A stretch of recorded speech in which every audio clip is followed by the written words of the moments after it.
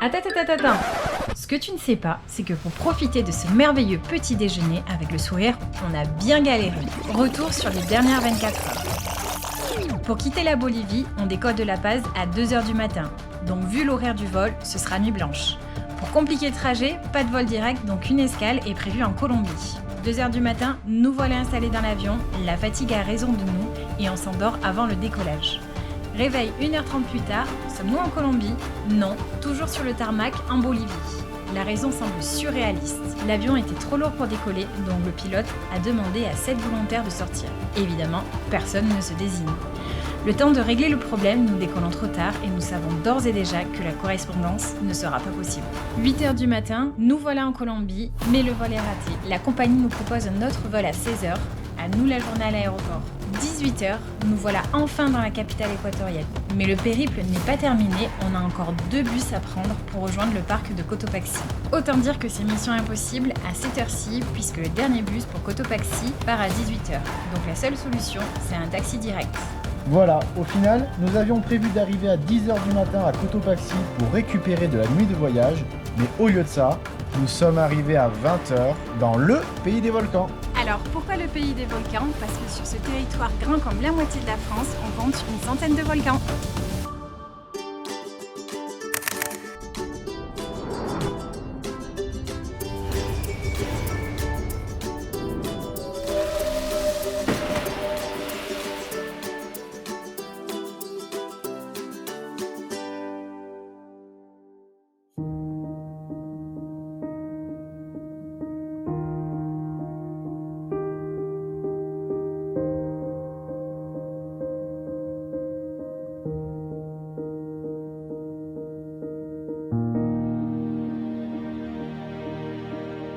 Et nous voilà arrivés au refuge de José, à 4008. Et alors pour commencer ces prochains jours de randonnée au milieu des volcans, nous avons choisi une balade matinale volcanique. Voilà, il y a plein de pierres volcaniques autour de nous.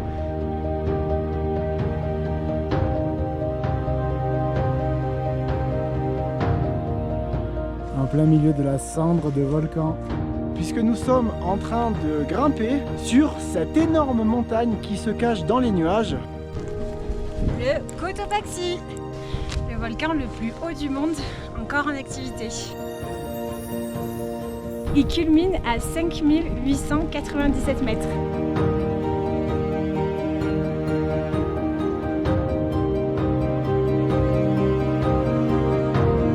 « 5050 mètres d'altitude. Voilà une partie des glaciers du volcan.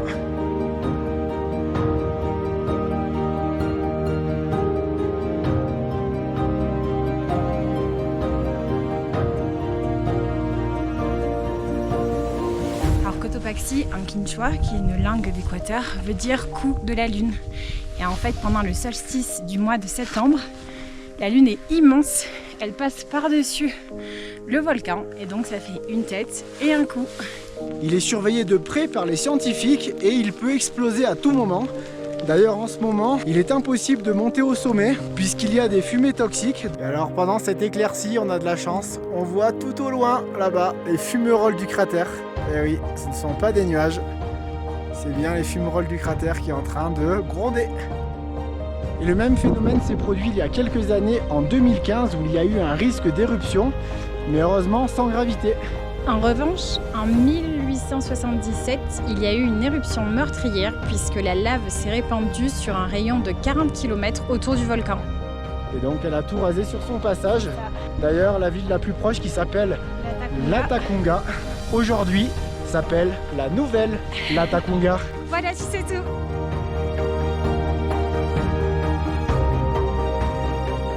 Et pendant qu'on raconte toutes ces bêtises à 5000 mètres d'altitude, un nuage est en train d'arriver et nous sommes quasiment sous la grêle, regarde. Voilà, c'est de la grêle qui tombe. On est content d'être sous la grêle au Cotopaxi. Un coup du soleil, un coup de la grêle, un coup du vent. Bon, on va peut-être accélérer là. Que le guide après va nous faire. Que le guide y trace. Nous on raconte notre life.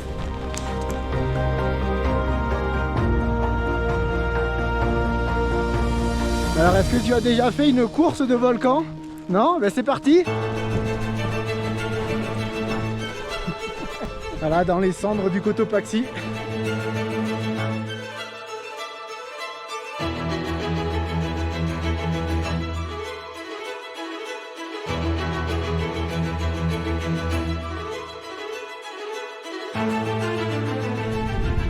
passe de la grêle à la pluie, aux nuages ou aux éclaircies.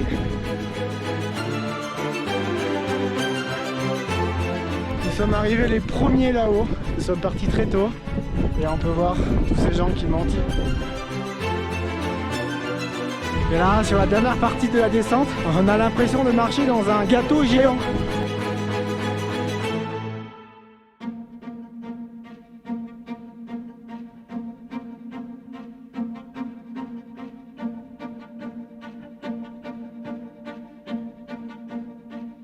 Et voilà, on est redescendu du volcan Cotopaxi et maintenant on se balade autour de la lagune Limpopongo.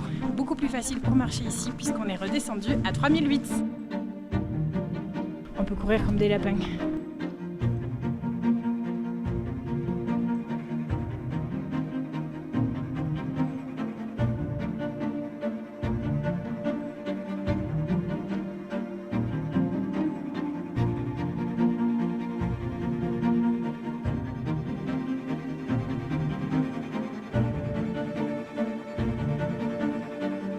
Alors ce matin, on va faire le petit déjeuner des lamas. Ils nous attendent avec impatience juste là.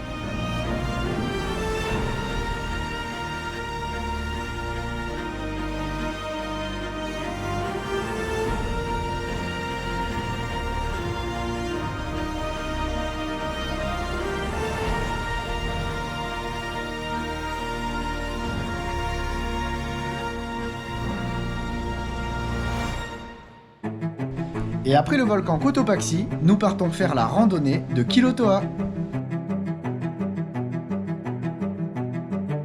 Ça y est, nous voilà arrivés au début de la boucle. On est parti pour 3 jours de marche. On commence ici, à Sikchas. Aujourd'hui, on fait 10 km jusqu'à Isignivi. Et ensuite, demain, on fera 12 km jusqu'à Xuchilan. Et enfin, le dernier jour, 16 km jusqu'à la Laguna del Quilotoa. Donc on est parti léger pour ces 3 jours de marche et on a laissé nos gros sacs à Cotopaxi. À la garderie.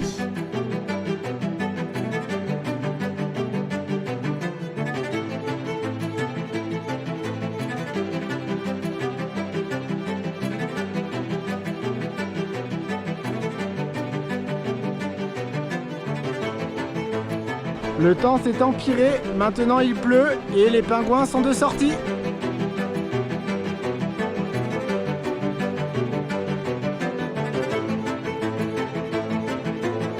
L'avantage de cette vilaine pluie, c'est qu'on est tout seul. Il n'y a personne sur le chemin.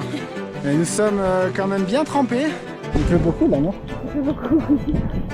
Et comme il n'y a pas grand chose à te montrer vu qu'il y a du brouillard dans la vallée, on se dit qu'on est quand même chanceux d'être en Équateur en train de se balader. De faire une rando en pleine nature.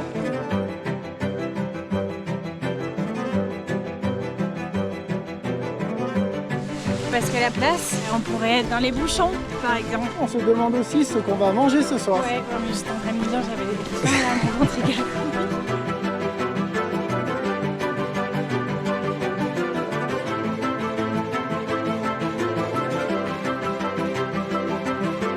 Bon, nous on se plaint de la pluie, mais il y en a qui bossent vraiment quand même.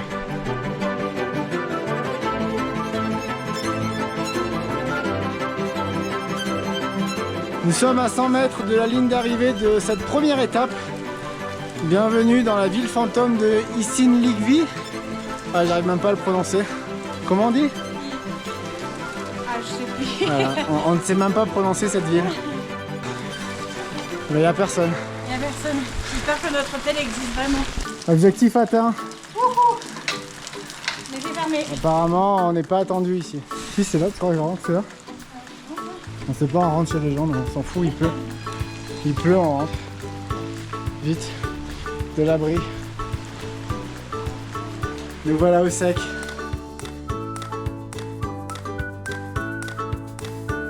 On fait sécher les affaires. Après cette journée de pluie.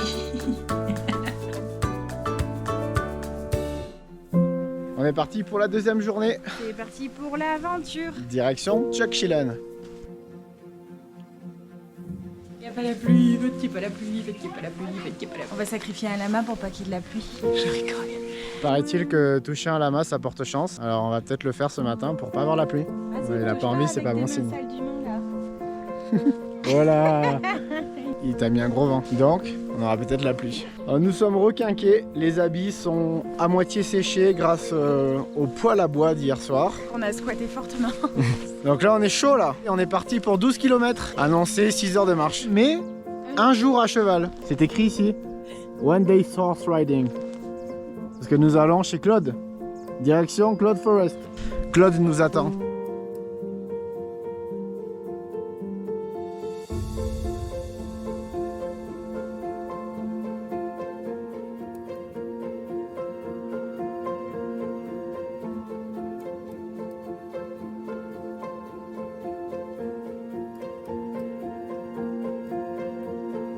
C'est par là.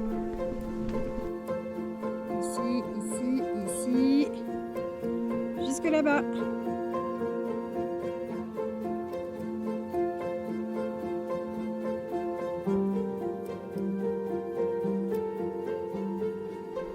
Le soleil est sorti. C'est 2 jours, 2 ambiances différentes.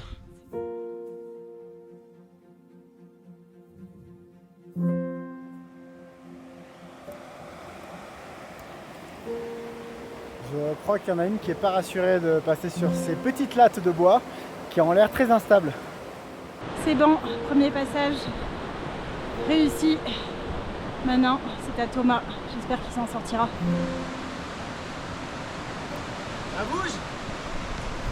On a réussi. Voilà, on a passé l'épreuve d'immunité.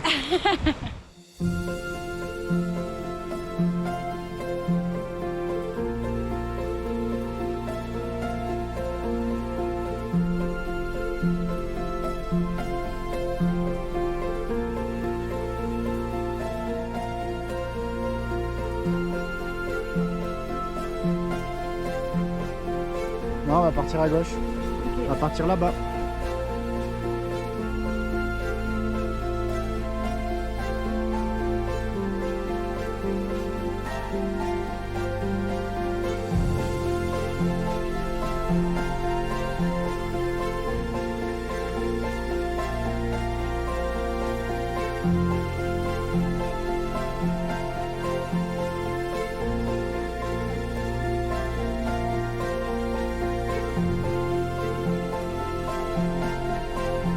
On va pas pouvoir passer, on est bloqué.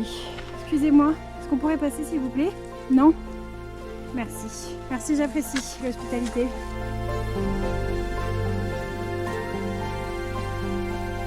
Wouhou! On est arrivé. Deuxième étape terminée. À présent, le début de la 3e étape.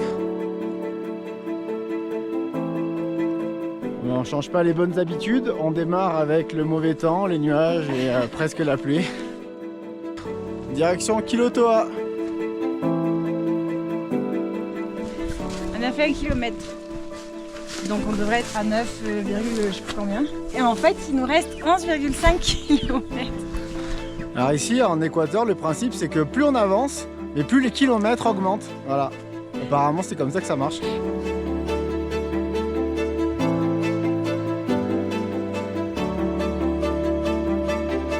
Et je crois que le chemin est de pire en pire.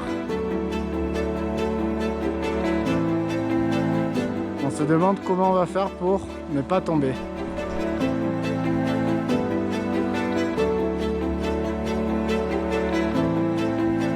Alors on a développé une stratégie, c'est-à-dire qu'on cède des arbustes qui sont assez résistants pour pouvoir prendre le virage sans tomber. Voilà. Attention, on va avoir une démonstration en direct. Les herbes vont te rester dans la main. C'est un arbuste épineux? C'est un arbuste épineux. Baguette magique. Nous avons réussi cette épreuve de glissade.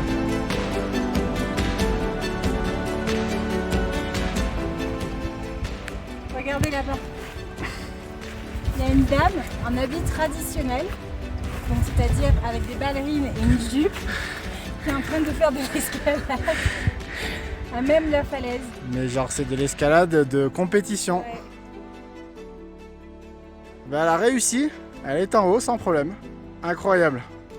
Elle vient de se faire tout ça avec la pluie, la boue. Alors déjà que nous on galère ici, on sait pas comment elle a fait. Nous voilà au 10e kilomètre. Donc après cette terrible montée, nous arrivons sur une vue exceptionnelle. Mais alors attention, prépare-toi. T'as de la chance, on la voit quand même un petit peu. Voici la lagune Quilotoa et le cratère du volcan.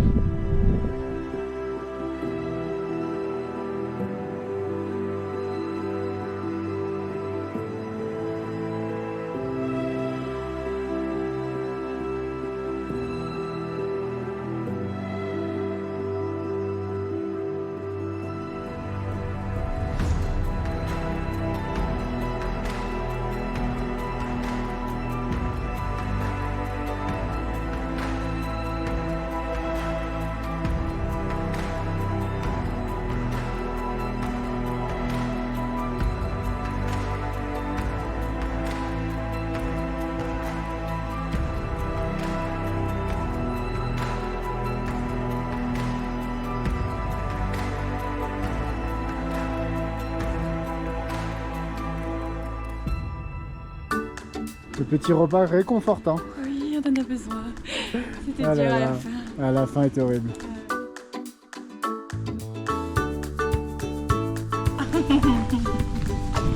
Une banane au fromage. C'est original. C'est bon? Et la fin de cette randonnée était horrible. Trop dur. Nous nous sommes perdus sur le bord de la lagune. Ah ouais. Voilà. Le chemin était comme ça. On a dû faire 200 mètres de dénivelé supplémentaire. Gratuit. Donc là, en fait, on a juste hâte d'aller se coucher et se mettre au chaud surtout. On arrive à l'hôtel. Là où les valises nous attendent. On a une Ce grande pied- douche chaude. Ah oui, là, sous la pluie, c'est infernal. Changer les vêtements. Nous voilà arrivés chez nous. À la maison.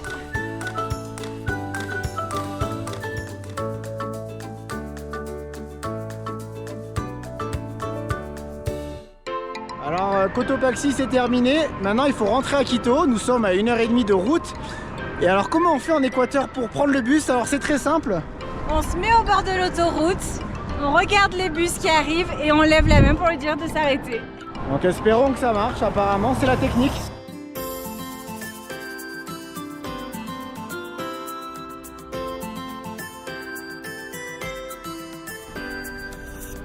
Ah, mission réussie. Alors le gars est descendu en courant et aussitôt dans le bus, on est reparti.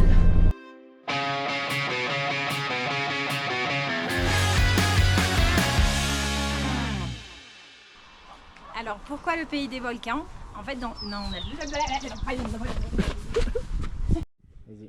Alors pourquoi le pays des volcans? Parce qu'en fait, l'Équateur, s'il parlait trop vite. Il faut pas dire l'Équateur. Et oui, c'est vrai. T'as putain, spoilé. Merde, ah oui, c'est vrai. Elle a spoilé le pays.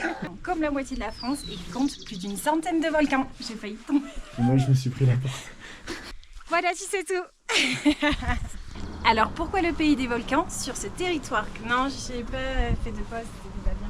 Alors pourquoi le pays des volcans sur ce territoire? Ah non, c'est nul ça. Mais c'était bien. Nous sommes actuellement à 4600. Ouais. Donc on galère aussi un petit peu à parler et à monter. Cotopaxi, un quichua. En J'arrive pas à dire. Quinoa. Donc je refais En quinoa. le Cotopaxi dans le quinoa. De la peinture de volcan. C'est la pintura de volcano. Il culmine. Ah, c'est le volcan le plus haut du monde en activité. Il culmine à 7897 mètres. Ah, Merde. Toujours plus à 7000, on n'est pas dans l'Himalaya quoi. Également un risque d'éruption, mais sans gravité, aucune éruption. Ouais, ça fait 2 fois éruption. On va pas y arriver avec l'altitude. C'est dur de reprendre sa phrase et son souffle en altitude. Allez. 1. Fatigué. Je suis fatigué de sauter. Il a fait le fou, il est essoufflé. Alors d'avoir fait les débilos à 5000 mètres d'altitude, Et ben c'est dur. et ben voilà, je récupère pas moi. Je suis essoufflé. Je suis malade. Le moindre effort Ah te fracasse pendant au moins 10 minutes.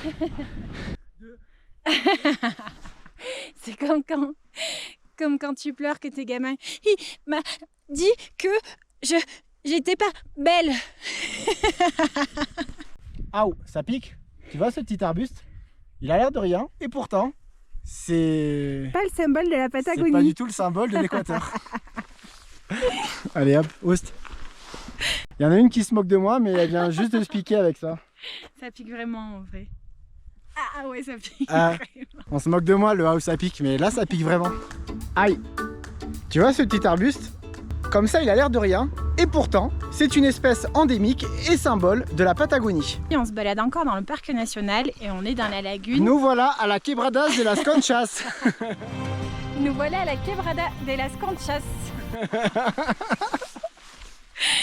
Nous voilà à la Quebrada de las Conchas. Ouais, tu m'as pourri ma vidéo, je refais. Et voilà, on est redescendu du volcan Cotopaxi et maintenant on se balade autour de la lagune Limpopongo. Beaucoup plus facile pour marcher ici puisqu'on est redescendu à 3008.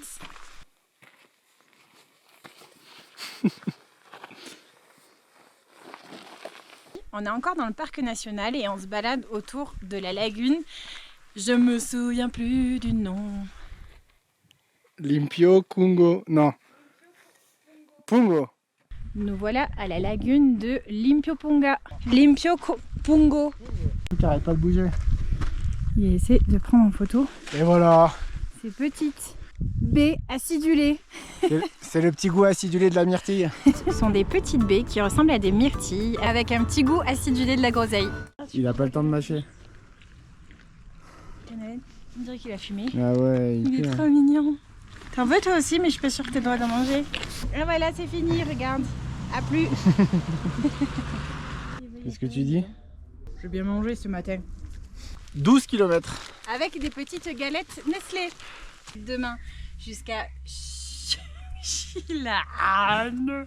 Voilà. Et on a laissé nos gros sacs à Cotopaxi. À la garderie. Chez Ferdinand. Enfin, chez Fernando. Ferdinand. C'est la version française. Voilà. Bon ben on a laissé les sacs chez Ferdinand alors. Direction Chukchilan. Chuck Chilan. C'est bien ça? Chuck. Chukchilan. Chukchilan. Je suis Chilan. Ah merde, c'est que c'est. Apparemment il faut qu'on s'arrête faire pipi. On rencontre des choses extraordinaires. On a remarqué que les Équatoriens prenaient bien soin de leur jardin, même quand il pleut. On a l'arrosage automatique alors qu'il pleut.